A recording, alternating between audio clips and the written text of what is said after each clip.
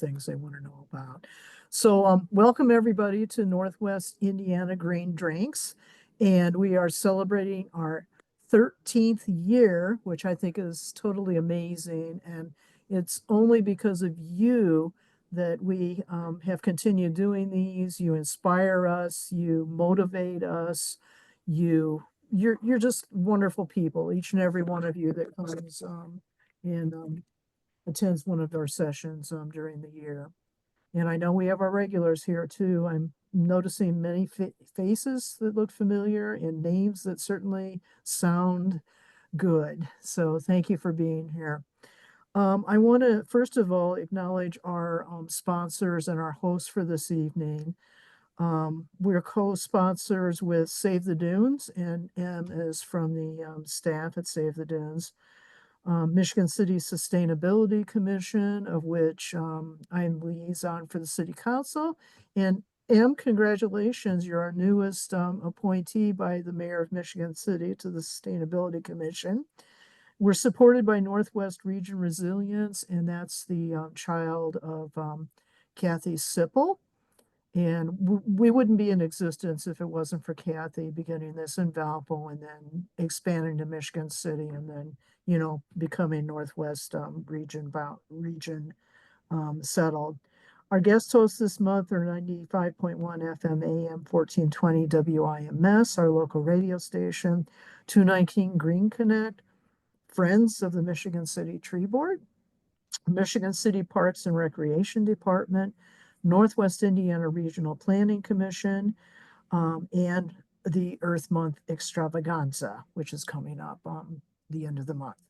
So without further ado, I don't like to take up a lot of time introducing who our guest presenter is because we wouldn't invite anybody here that wasn't an expert in their field and was a motivating, inspirational person.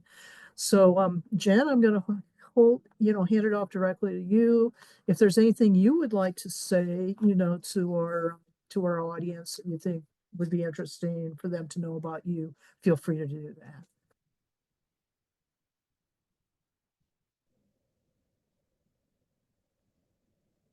Nancy, I'll go ahead. Wonderful. You, Okay, I think maybe lagging. Yeah. okay, let me open my door really quickly. I'm hiding in my basement because I have kids and dogs out there, but it interrupts my internet. Okay.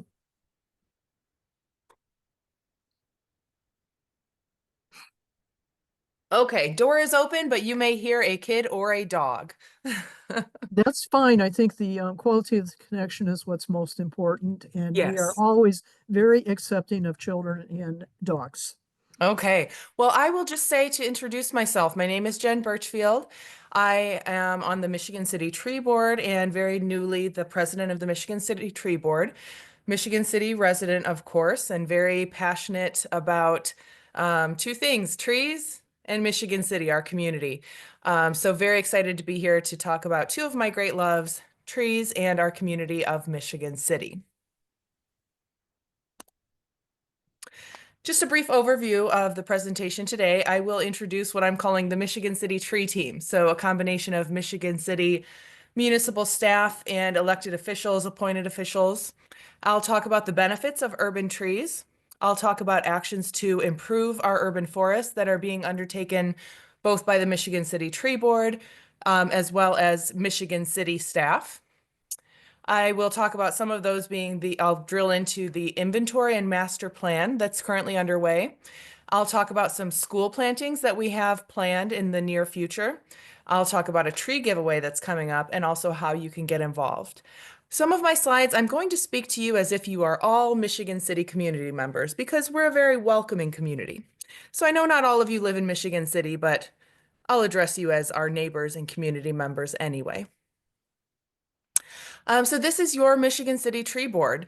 Ms. Marinelle Murphy, I believe, is on the line. She is our secretary, a wonderful individual with a background in education, very knowledgeable.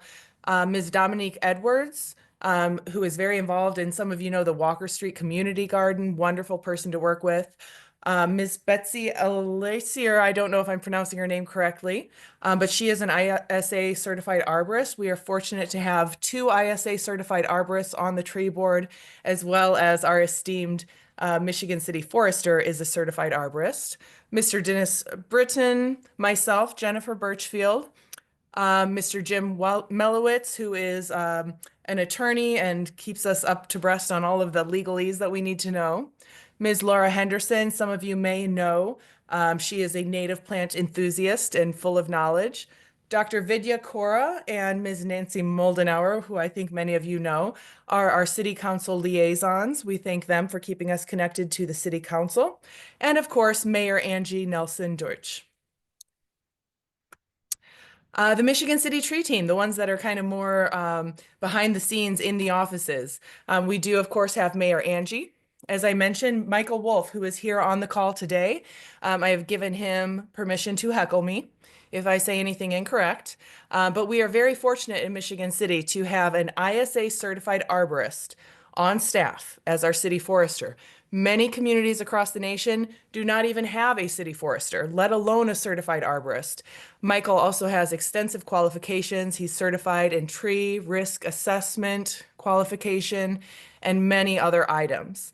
I would like to also acknowledge Bella Munoz. She is an apprentice who is working under Michael. So it's a wonderful arrangement for us as Michigan City because we get an extra set of hands working with Michael, and it's a wonderful opportunity for Bea because she is learning and training to become a certified arborist herself. Michigan City is a tree city. We have been so for 25 years. We are celebrating 25 years as a tree city. Some of the requirements to become a tree city, you need to have a tree board or department, which we do. You need to have a tree care ordinance, which we do. A community forestry program with an annual budget of at least $2 per capita. And an Arbor Day observance and proclamation. So celebrating 25 years and coming in strong to this month that is Earth Day, Arbor Day, all of those things going on. So first, I'd like to just tell you guys, I think that this crowd probably knows, I think that I'm among tree huggers. I think you guys get it. But I just want to share some of the benefits of investing in our urban forest. Trees are so cool. Trees provide us with so many benefits. If you give me a topical area of concern in our communities, I can probably make a case for how trees help. Trees provide economic benefits. There are calculators that you can do of ecosystem services that calculate, quite literally, trees are absorbing X gallons of stormwater. If the trees weren't doing that, we would need to invest in stormwater treatment plants, um, water treatment plants to take care of that water. Trees are doing that for us. Water quantity and quality. We've had a lot of rain lately. We know that we have areas in our city that flood. Trees absorb an amazing quantity of water. They intercept it with their leaves. They take it up through their roots and transpire it. So trees are really a wonderful stormwater control practice. They also improve water quality. Their root systems are stabilizing the soil, preventing runoff, preventing pollution from getting into our waterways, like our beloved Trail Creek and Lake Michigan. Trees are wonderful for air quality. They can be planted to border heavy highways or roads. They can be planted to buffer industrial areas that we have some in the city. So planting trees between, say, an industrial area or a busy road and an apartment complex or a residential area or a school can really improve the air quality in those areas. Temperature and climate. Trees provide shade. Who doesn't love sitting under a nice big oak tree in the shade in the summer? Neighborhoods that have trees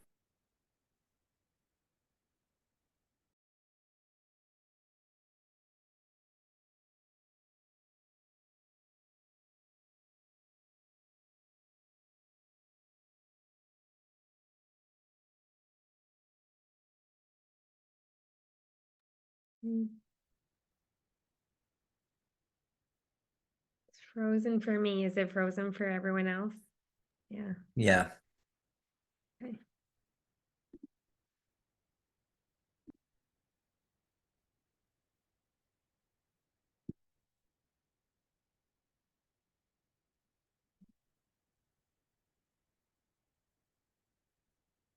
And- Oh, we lost her. Hold on, I'll wait for her to get back on. Oh, hey Jen, Hi, am I back with you? you're back. I Yeah. am so sorry. I am going to shift to a different room, hoping that that improves. Okay, is my connection better now? We can hear you. Okay, I will keep my camera off to preserve my internet. Social benefits of trees. You're There not, is a, oh, sorry, you're not sharing screen at the moment. okay, thank you. I am so sorry. Okay.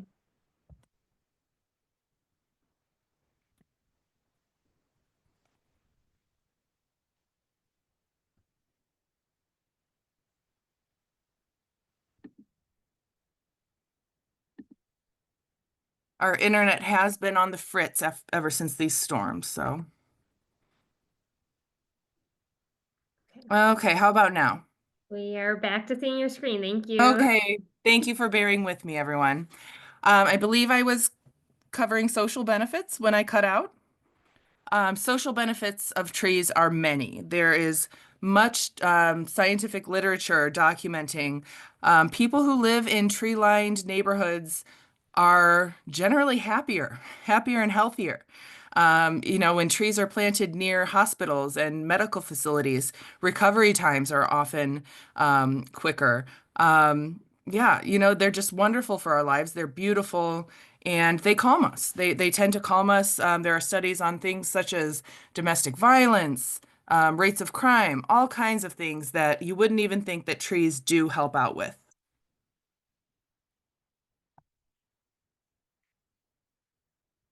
There are a lot of urban issues that trees help with. Trees can actually reduce your energy usage. NIPSCO has actually a program called Energy Saving Trees. They will give you a tree to plant on your yard because they know that by providing a windbreak and some shade strategically, they can help save your energy use. They can mitigate the urban heat island effect. That is a phenomenon that our more urban areas tend to be quite a bit warmer than our rural and forested areas. I've already mentioned flooding and water management, air quality, as well as habitat fragmentation. So they can connect some of these pollinators and wildlife that otherwise are quite fragmented in their habitat. Just a couple of basics about tree planting. We always say right tree, right place. We are investing in planting trees in our communities. We want them to live. We want them to thrive. We want people to love them. So always consider when selecting what tree you're planting, the goal of the tree. Are you looking to provide wildlife benefit? Are you looking to provide shade? Are you looking to provide beauty and flowers? Consider utilities, both underground and overground.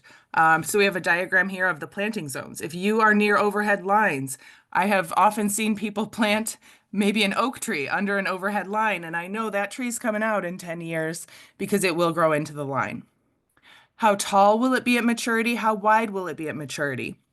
Are there any special requirements? Some trees like acidic soil, some trees like alkaline soil, some trees like wet soil, some trees like dry soil. Fruit, thorns, flowers, odor, shedding. We always use the example of ginkgo. If you plant the wrong kind of ginkgo, the wrong gender of ginkgo, it smells like rot. So you want to be careful where you plant things like that.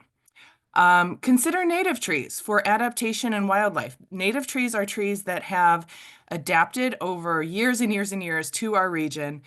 They're suited for here. They often don't need as fertilizer like other trees do, and they support our local wildlife.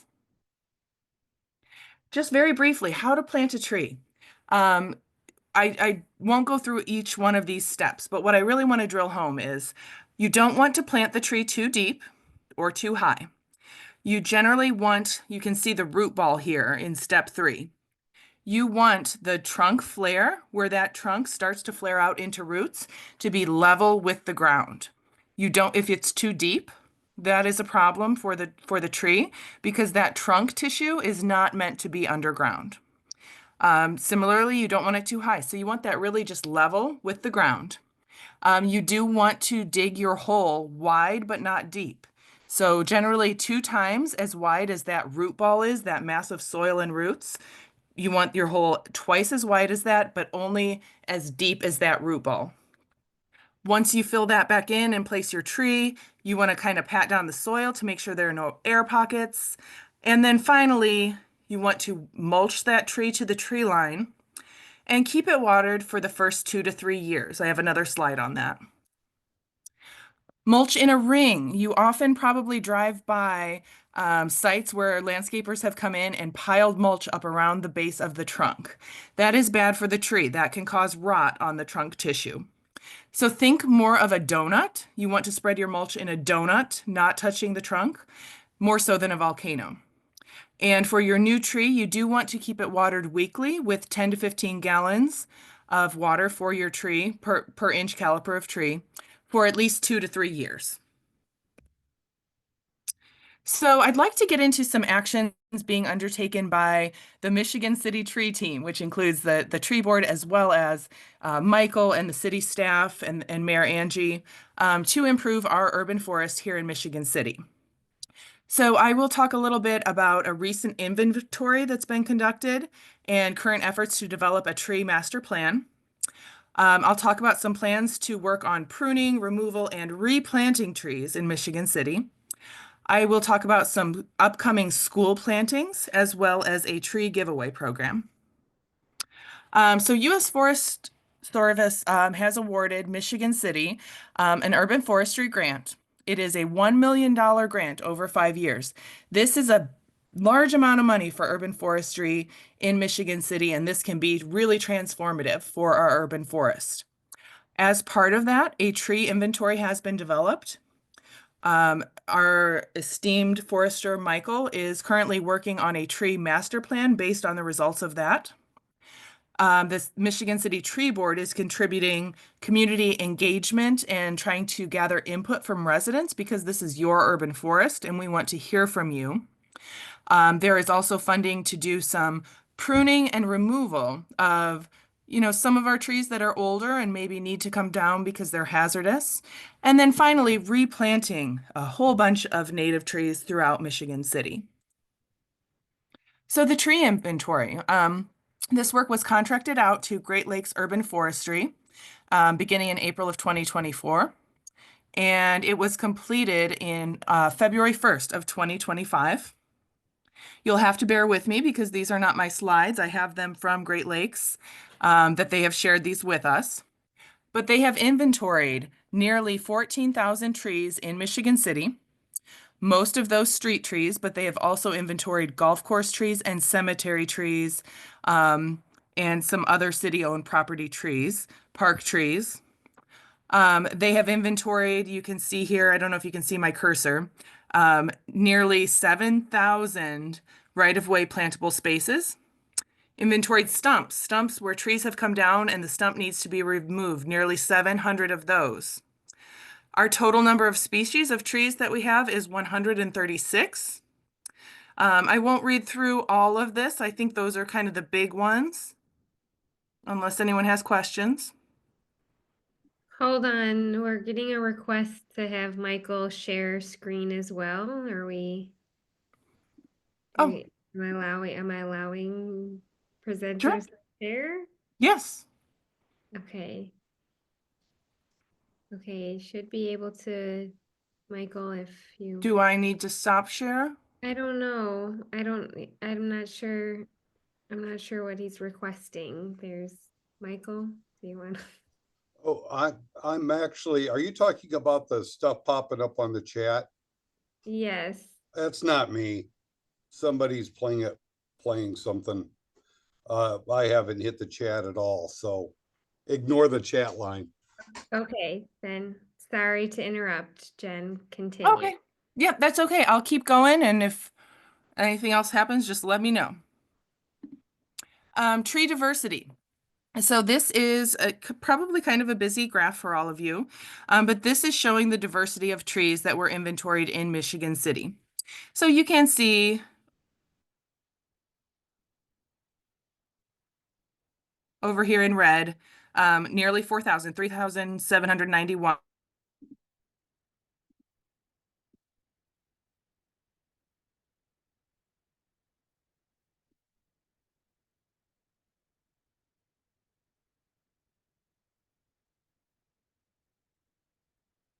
We do have quite a few, less than 10% of our trees in one genus.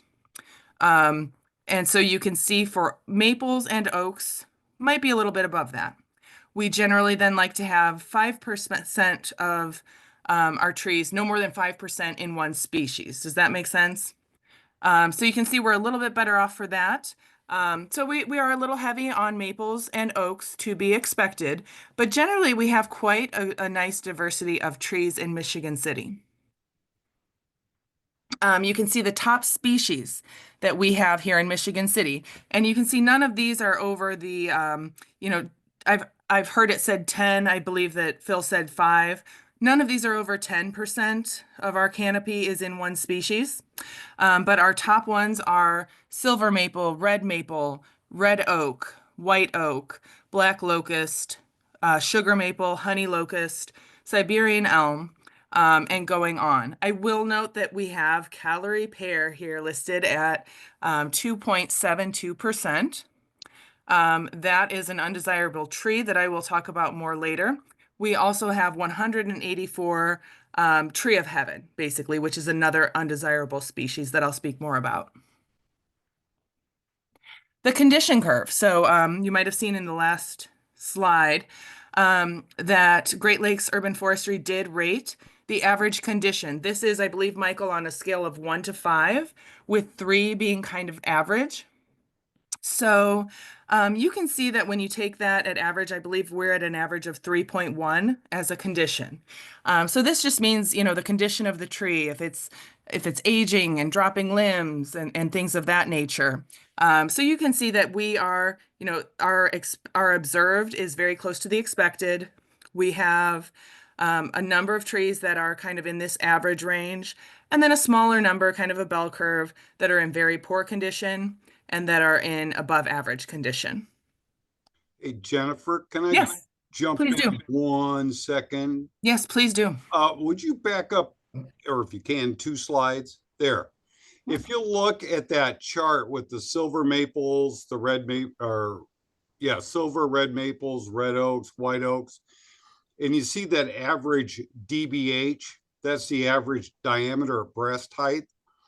That's real telling to me. An oak tree, for instance, takes between 60 and 120 years to reach a 24-inch DBH. So, and maple oaks are very slow growers, but you can kind of get also from this list some kind of an age on our trees just by the diameter. So the 25-inch and maples, 24-inch white oaks, that tree could be 100 up to 100 years old easily. So you just know that a lot of our trees are older. Okay, thank you, Michael. And I'll invite you to keep chiming in because we do have some more slides that get to age class as well as size class.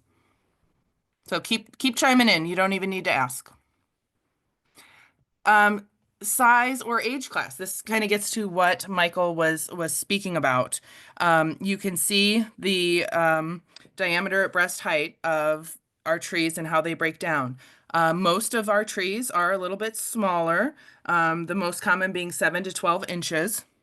But then, as Michael said, some of the older trees get up into the 13 to 18, 19 to 24. Those are the trees that are maybe a little bit older, might need a little maintenance, but they provide us with a lot of those, what I said, ecosystem benefits. They're providing a lot of shade. They are taking up a lot of stormwater. So very important to protect those while we continue to plant additional trees. On that stormwater note, a full-grown tree, will pull up 100 gallons a day. So, that's a lot of water for a single tree to pick up. It's a lot. Yep, it's a lot. And I think we can all relate to that now as we're getting into the rainy season. Canopy volume. So this is in millions of cubic feet of canopy. So this is the total area of the canopy of the tree. You know, when you're looking at the leaves, all of that area intercepts stormwater. It kind of prevents it from reaching the ground, and it's also more leaf surface that can transpire water and take up that stormwater, like Michael is saying. So our tree canopy volume by age class. You can see that we do have quite a bit in this larger range of 25 to 30. But again, kind of a bell curve there of our smaller and larger trees. But again, those bigger, older trees are very important because they're established, and losing one of those, planting another tree to replace if we lose a 2-foot diameter tree, it's going to take years. It's going to take years and years and years for that new tree to achieve those benefits. Some recommendations that were made about our existing trees. There are a lot of trees, and Michael, you can speak to this as well. There are a lot of trees that need to be pruned just on a regular cycle that is established by the city forester. There are some trees that do need to be removed because they are aging and they are, for whatever reason, hazardous. We do have quite a few stumps here, 682, that do need to be ground out so that we can then plant different trees there. We have some removals slated that are lower priority, some different categories of the priority of pruning, monitoring, and other maintenance actions. So Michael's got job security. He's got a lot of work to do. I did want to speak just a little bit about there was LiDAR imagery analysis conducted as part of this. I don't want to get into the weeds on it, but if anyone's familiar with LiDAR, it's light detection and ranging. So this is basically, we have a 3-dimensional or 2-dimensional data that is acquired by shooting beams of laser light at objects from an aerial or ground-based position. You can see here the tree canopy is in dark, medium, and light green, as well as building rooftops and man-made structures are in red and gray. Finally, the ground surface is in brown. And another image showing sort of more of a 2D top-down analysis. But I think the takeaways here, buildings are by far the most prominent land cover type in Michigan City. However, at 31%, the amount of tree canopy in Michigan City is surprisingly high. Many communities average between 20 and 25. And I know there are some communities in Northwest Indiana that are even lower than that. So we're at a good starting point. We do have some maps. I don't know that this gets into the detail that you'd really like to see at this point. This is preliminary, but planting potential. It has been determined that there are 75 sites that have a high potential for tree planting. These are on a combination of public and private lands. So you can see in the legend here, we have heat island areas that might help us to prioritize in kind of the orange or red. Areas where we have heat island, where it's hotter than the surrounding areas. We have these yellow areas that have low percent canopy cover. So maybe we want to focus some efforts in those areas to increase the tree canopy there. Moving on to a couple of other initiatives. As part of my day job, I work for the Northwestern Indiana Regional Planning Commission as a natural resource planner, and I'm involved in something called Community, which Michigan City is a partner in. This is an alliance of different organizations working together to create a more diverse, equitable, and sustainable urban forest across Northwest Indiana. And the reason that I mentioned this is because NERPC Community does award trees to communities for planting.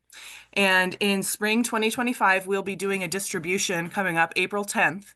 And I wanted to point out that Michigan City Tree Board did apply for trees and received 10 native trees to be planted at local public schools. So we will be doing that in partnership with the schools. Manjushri Hermitage, which seems like a really cool site, did apply for trees and they have been awarded 20 trees. And Walker Street Community Garden has been awarded 5 native fruit trees. And these are really high quality trees. They're 1 to 2 inch caliper trees. So there you go, right there, 35 trees that will be planted in Michigan City this spring. I'd like to talk about how you can get involved in tree planting in Michigan City. You can participate in tree plantings or other volunteer opportunities that are upcoming. You can provide input as Michael is currently working to develop the tree master plan. The tree board is working with him to coordinate some community input and engagement events. We want to hear from you. I think everyone on this call probably understands the value of trees, or you probably wouldn't be here. But we do understand that there are concerns that people have about trees.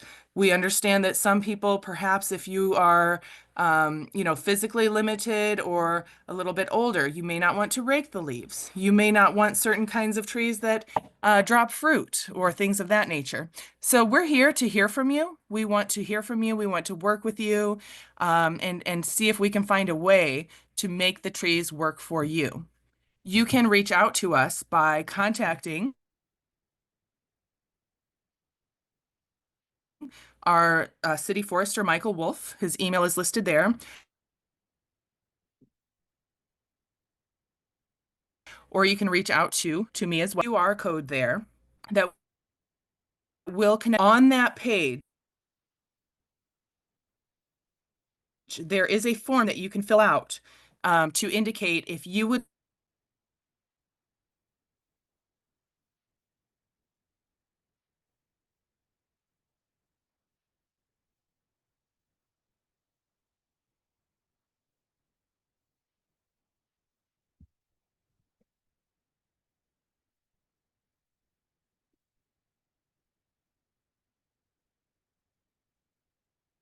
like to volunteer to plant your front yard right of way, considered. You can fill out that form, get a CW building.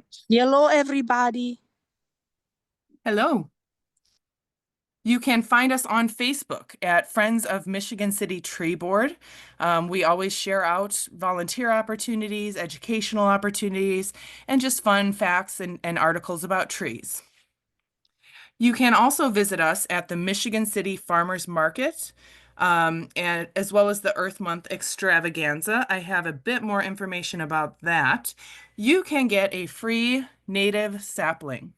Every year, Michigan City Tree Board does distribute hundreds of native saplings to our community members. The distribution events will be at the Earth Month Extravaganza, which is a fabulous event. Hopefully, you're all aware of it. On April 26th from 12 to 3 at the Michigan City Senior Center. You can also join us at Michigan City Farmers Market. We are there the first Saturday of the month, I believe, throughout the summer. And at the May 3rd event from 8 to noon, we will be distributing trees. So the species that are available while supplies last include white pine, black oak, river birch, pawpaw, and ninebark. Wonderful trees. I will say that planting a bare root sapling tree is a little different than the diagram that I showed, but have no fear, we will provide you with a handout explaining how to plant and care for your bare root tree. Some other ways you can get involved. Who knows these two culprits? We have pictured here the tree of heaven and calorie pear. These are two invasive species. I think this crowd is probably pretty knowledgeable, but by that we mean they are not native to our area. They are not indigenous to our area. They were introduced. And a couple of problems with that. One is that they spread prolifically and they can outpace some of our native species and our natural areas. Another problem, I'm looking especially at you, calorie pear. Some of these ornamental pear trees, they are beautiful. They have those beautiful flowers. I get it, but they have very weak structure. And so they'll grow and they'll be pretty, but then they're going to start dropping limbs and just be kind of a headache for you. So you can visit this link. I do have a QR code there. We are accepting applications through April 15th for a new program in partnership with DNR, where you can show, just snap a picture and show that you have removed one of these invasive species, or it could be another species, a burning bush, something like that. And if you show proof that you have removed it, you are eligible to receive a free replacement native tree.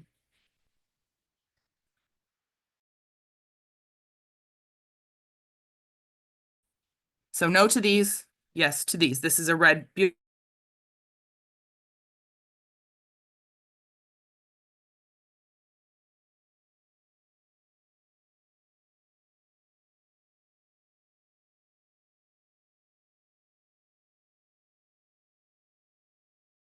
beautiful red bud on the right.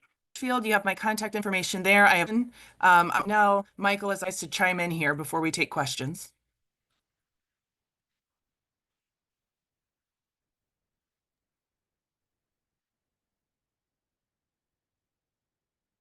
I think. Thank you, Jen. There's one question in the chat we can get to, and then we can see if anyone would like to come off and ask a question or drop any other questions in the chat. But there is one on asking, how is tree condition judged?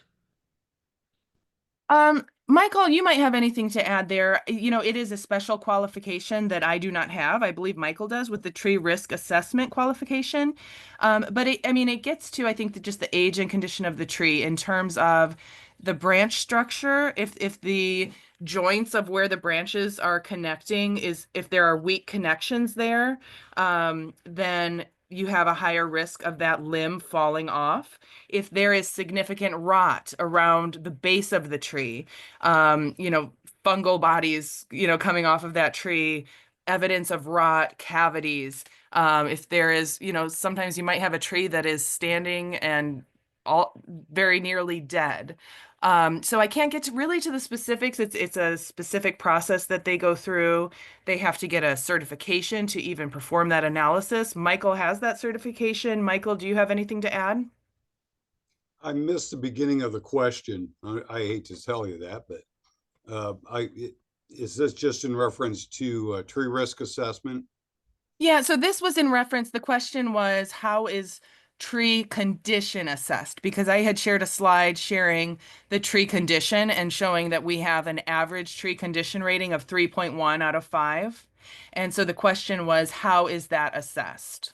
Yeah, the tree risk assessment typically for this type of for our inventory is done, which is just what's called a level 1 assessment.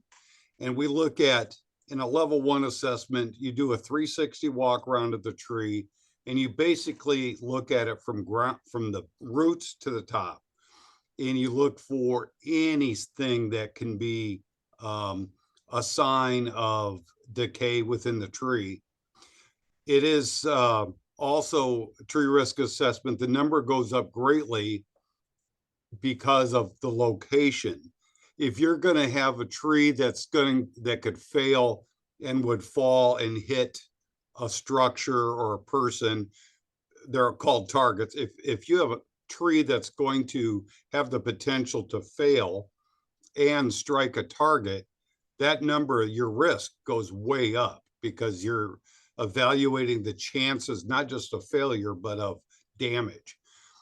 Also, it's kind of important to note that some of the stuff that I hear, people will say, oh, you got to come take this tree down. I can see there's a great big hole in it. Well, just because there is a hole in the tree does not mean it's not structurally sound. The biology of a tree, it has a way of healing itself and blocking off rot within the tree. So you can have a tree that has a pretty significant hole and there's no structural damage to the tree in reality. But yeah, a tree risk assessment's done to see not only the health of the tree, but where it's located in conjunction to objects that could hit, and species is important. Some trees we get that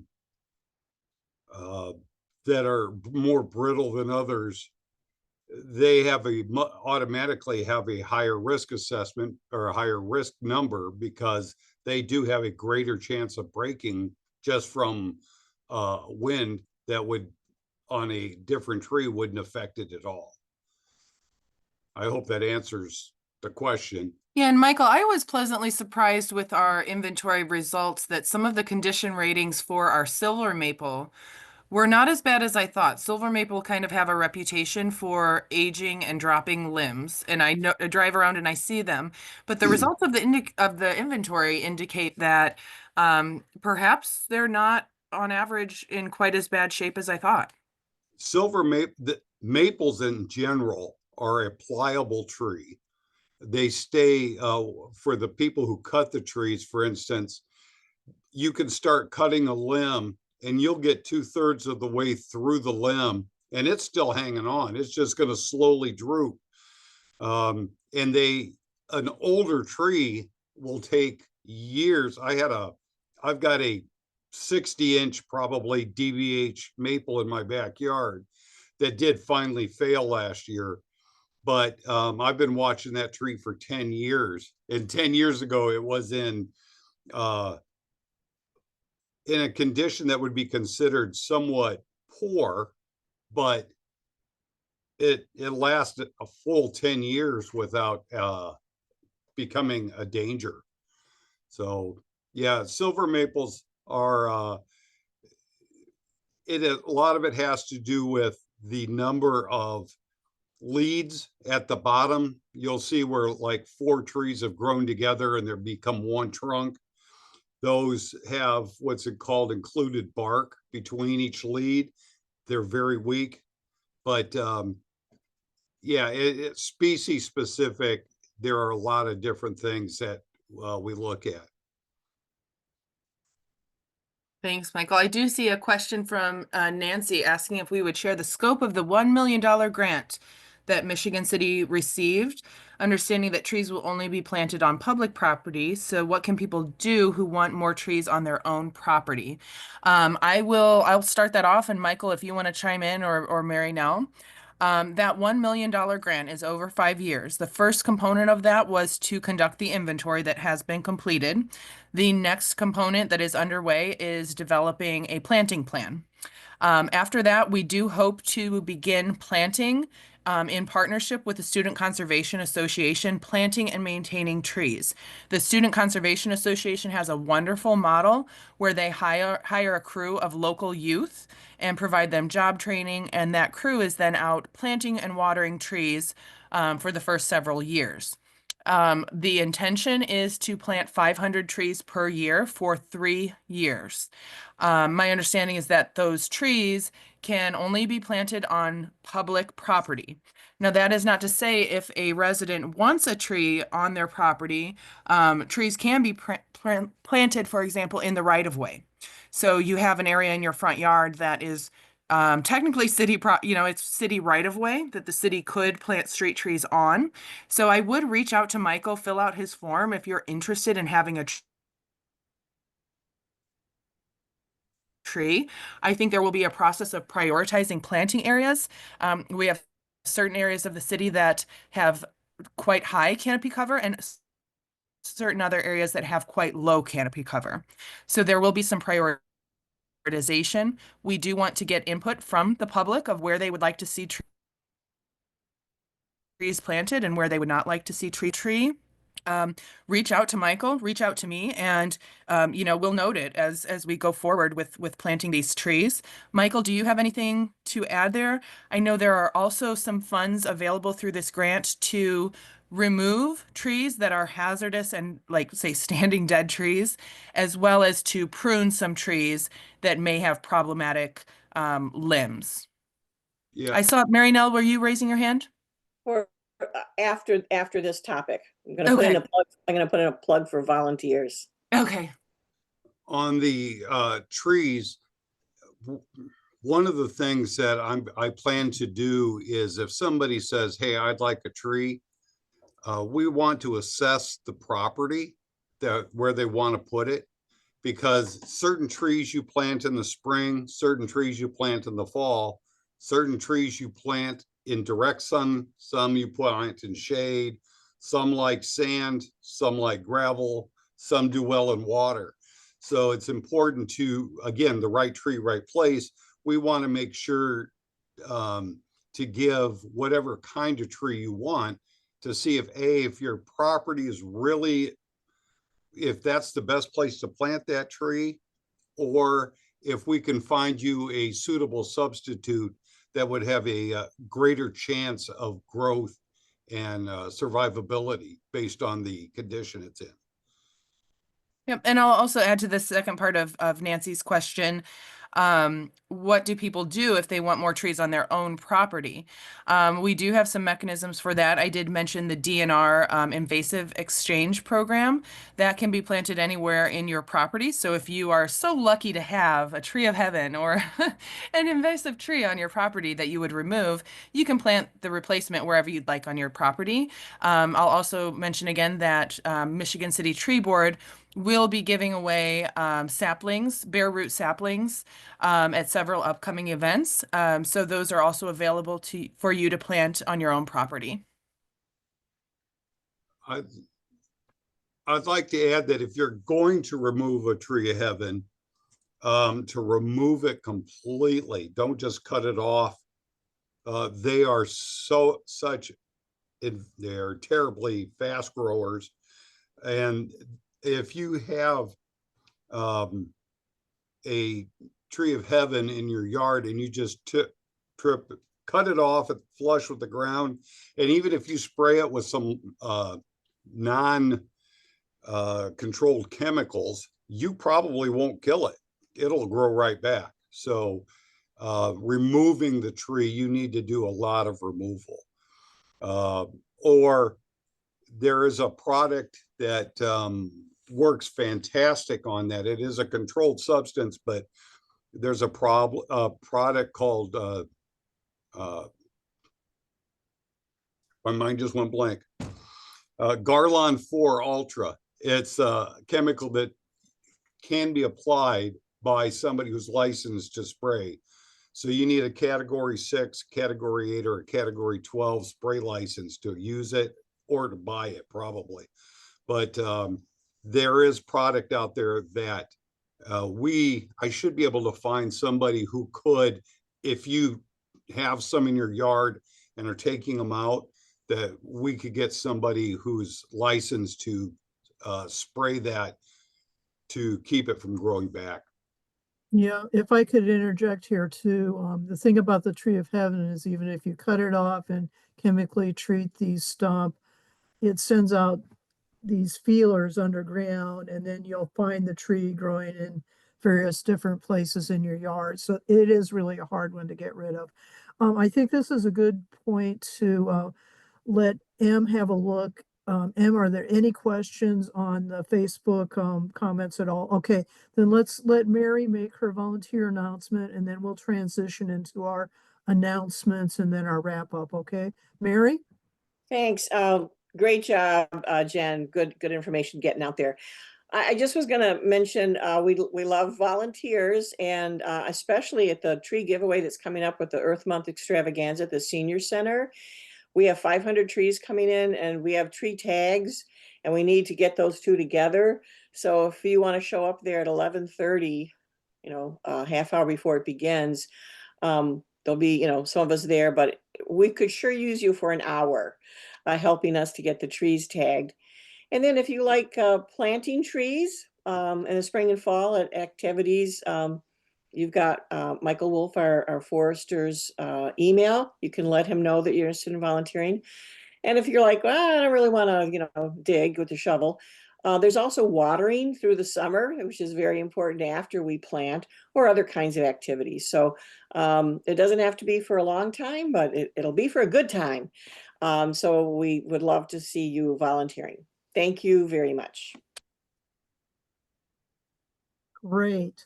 I'll make a couple announcements and then I'll hand it over to Em to wrap us up.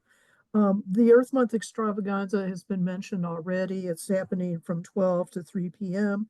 on April 26th. That's a Saturday. What hasn't been mentioned is beginning in the morning at 10:30, we're having a beach cleanup. And this is being sponsored by IDEM, Indiana Department of Environmental Management. And Nicole Messakar will be there with buckets and picker-uppers and gloves and whatever. So this really is a fun activity because you get down close to the water and know you're really making a difference by helping, especially picking up the plastics and the microplastics that are down there. Our next Green Drinks is on Thursday, May 1st. I'm going to say same place, different topic. Em is working on a very exciting lead, and I really hope this works out. We're not able to reveal it until the chain up above has given permission for this person to come and speak with us, but be on the lookout for that. It's going to be really great. And I'll say same and different people because some of us talking heads will be back. And then you may have different talking heads from Save the Dunes, but always we're very happy to have participants that come back repeatedly, and we definitely welcome all of our new guests every single month. Em? Yeah, thank you, Nancy. I have just a couple of event updates from Save the Dunes. We will be participating at a plethora of different Earth Day events coming up this month. So check out our event page on our website to see all those details. We will be at the Michigan City Earth Day extravaganza, co-tabling with Shirley Hines. So we're happy to be there that day. And then I just want to do a small plug for our upcoming fundraiser, the Dunes 5K, which will be happening for the second year in the Indiana Dunes National Park. You don't have to run the 5K. You can take your time and walk and meander and take in the beautiful lupin that will probably be blooming this year since we've moved it up to May 31st. Last year we did it in June, so it's a little bit earlier this year. We're hoping to see some of the lupin. All that information is also available on our website. And yeah, stay tuned, stay in touch. Save the Dunes is active on our Facebook and Instagram, along with getting our emails. So if you haven't already signed up for those, please check that out on our website as well. And thank you everyone for attending tonight. And I want to give a little sneak peek if I can. Jammin' for Save the Dunes is returning this year, and that's going to be in September. So please let people know we have listened to the public, and we are bringing back one of our most favorite fun activities with music and food and drink and everything else. So look for announcements for that also. So thank you, Em. Jen, thank you so very much. You Thank just gave us a you. proliferation of such important information. This is recorded, so anybody that wanted to be here and couldn't be here, and especially since I posted the wrong Zoom link in some places, let people know that this recording will show up on Save the Dunes YouTube subscription page. And hope to see all of you next month. It's been great. Michael, City Forester, thank you. Mary.